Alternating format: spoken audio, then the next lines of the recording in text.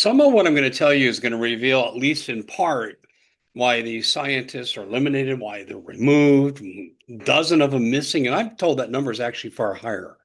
And I've been told I'm going to get a list. We'll see. We'll see where this goes. But the reality is this, is that we are living at least 100 years behind where we should be.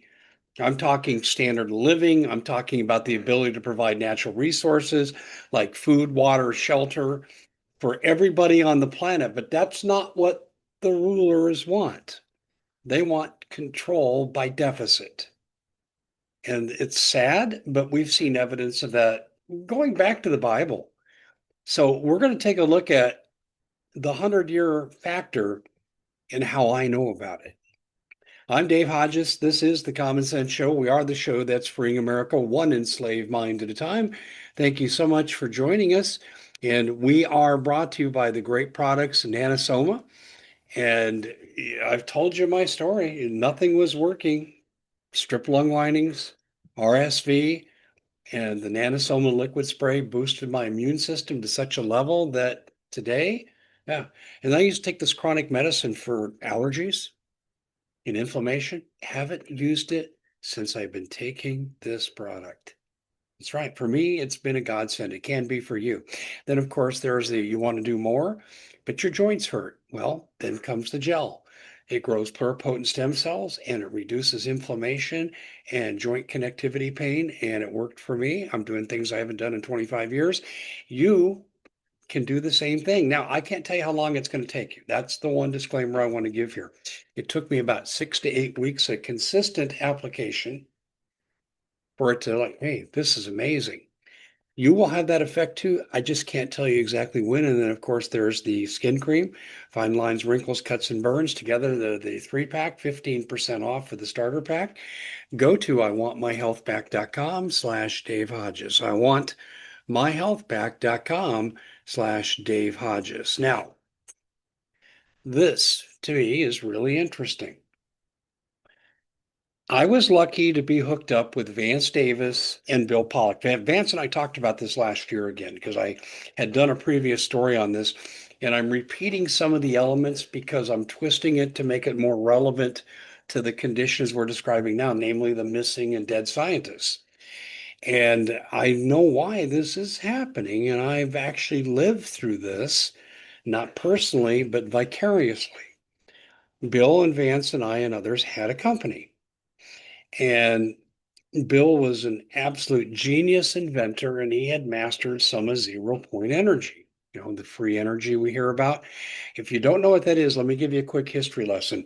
Nikola Tesla on New Year's Eve, 1899, sent wireless electricity from a position in Colorado Springs, 75 miles to the north, to the Capitol Hill area of Denver and lit up a house. No wires. Whoa. Amazing. And Tesla became the darling scientist of the jet set crew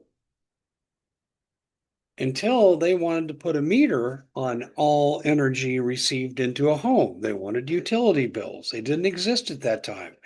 Tesla said, I can deliver this for free. Westinghouse said, are you kidding? You're out of here. And he was so ostracized by the rich and famous, he had to go to work for the Navy, where he invented sonar, radar, and very likely from the Philadelphia experiment, teleportation and maybe even time displacement. Not sure about that latter, but a lot of people allege that from that particular event. Now, having said all that, Tesla technology went underground. When he died in 1943, the FBI showed up at his apartment in New York City and took 70 boxes of his material. Today, do the math, 79 years later, it's still classified. So, wow, that's amazing. Why? That's how far ahead he was. This is how far ahead he was. He had directed energy weapons from the Wharf Tower in New York City.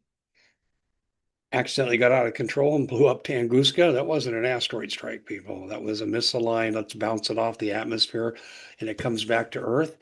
It was the beginning of Project HARP, HAARP. Fully exposed in that book, Angels Don't Play This Harp, HAARP, by Congressman Nick Begich. Nick used to be a great investigator, had him on my show a couple times. He was good friends with my former news director, Annie DeRiso, wife of Bill Pollock, and one big happy family. And so I have a long history in this. Well, anyway, Bill was developing this system, and Enron took interest. And Ken Lay wanted to help fund a self-contained free energy community outside utilities in the San Luis Valley in Colorado. I was privy to be on a couple of phone calls. I had data retrieval, data analysis, historical analysis. I did this for Vance and Bill. Basically, this was their show. But I was invited in on a call, and Ken Lay was on that particular call. And he said something I'll never forget. He said, "We better have our dead man switches in place." And I said, "Why is that? Why is this such a threat?" And I was operating out of a naive perspective then. I'm sure Bill was snickering at me under his breath. And Ken Lay said, "Well, a lot of people don't think Tesla met a natural end. Don't know about that for sure. What we do know is we can't get his files." And he said, "This is now almost going on 70 years later. So this is some time back." And he said, "So we better make sure we proceed legally and carefully." Enron was a squeaky clean organization. Now, as soon as the word got out we were doing this, Enron was taken down as a company by what I believe were implanted fake accusations of fraud, embezzlement, and so forth. And Ken Lay's put on trial, and then he magically dies of suicide. I don't believe it. Just like Epstein with this fake note that just appeared. Okay. When you have kill switches around the planet and you can activate them and show, hey, here was the cover up, people are really hesitant to do this. This is why they call them the dead man switches. And Ken Lay discussed this on a phone call I was on. I heard it with my own ears, and Bill made comment to support all of this. He goes, "Yeah," he goes, "we got this covered pretty tightly." In fact, there were astronauts that were involved in this. I was actually in an astronaut's home, and I won't say the location, but wasn't real far from Bill where he lived. And we discussed all these things. This was going to be a reality.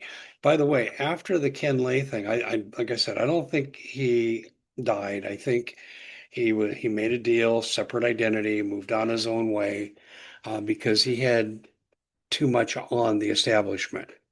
But Enron ceased to exist as an entity, and our company was one of the primary involved. I really thought, oh my gosh, I think I'm okay, but I think Bill and Vance are at risk.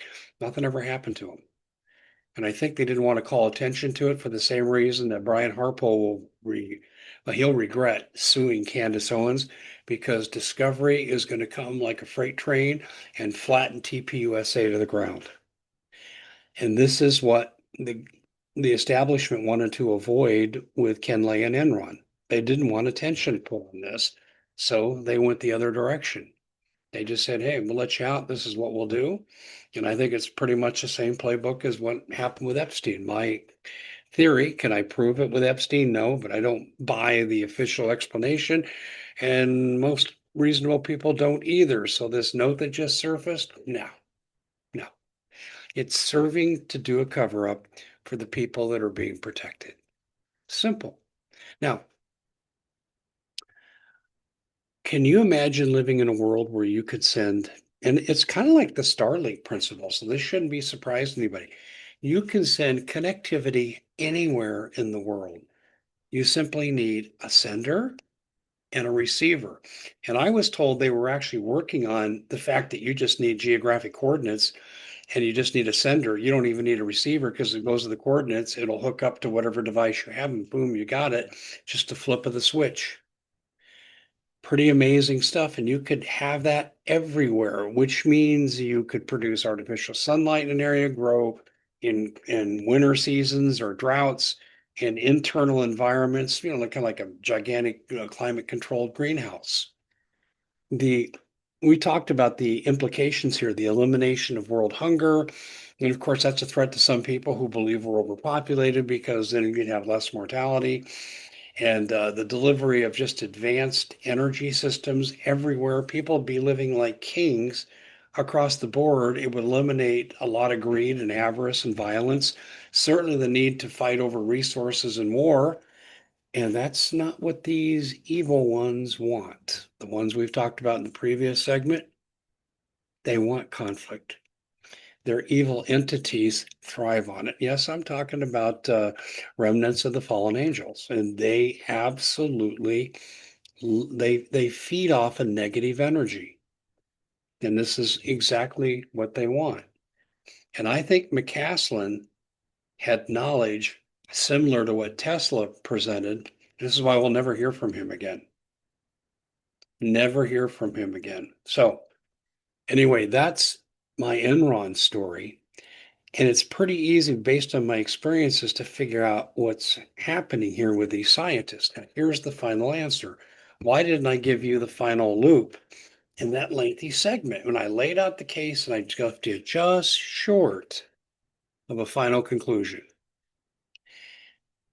First of all, the big mouths had to be eliminated. We can't have people changing the narrative that we want.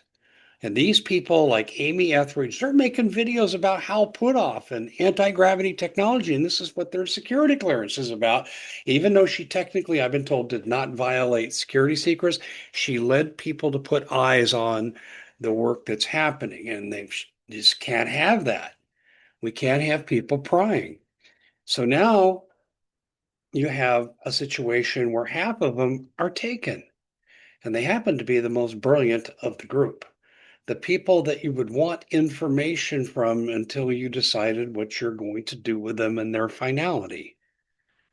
And this is why some were taken and some were not, because the some that were not had information valuable to the new group that wants to run things. And I've talked about this ad infinitum. You've got the old group of the NWO, the old banking establishment. And that's what Obama's defending. We said there's going to be no release. And Trump showed him today. Did you see the UFO files coming out? I haven't watched them, but they're revelatory from what I've been told.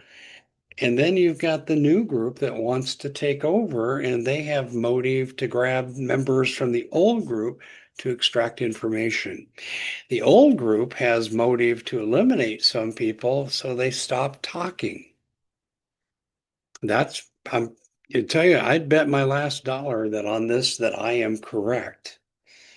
And that we need to keep the heat on this because Trump has said, well, kind of odd what's going on, a little concerning, but yeah, we don't think there's no connection.